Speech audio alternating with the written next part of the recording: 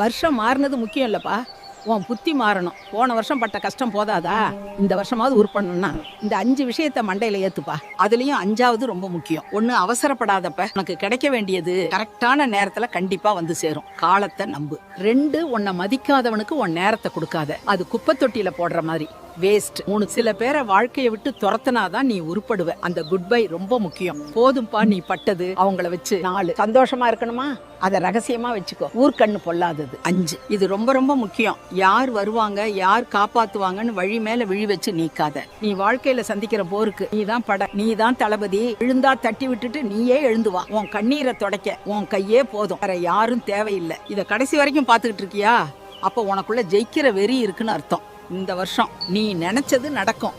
கண்டிப்பா ஜெயிப்ப. மத்தவங்களுக்காக வாழ்ந்தது போதும், இனி உனக்காக வாழு. போயிட்டு வா ராசா.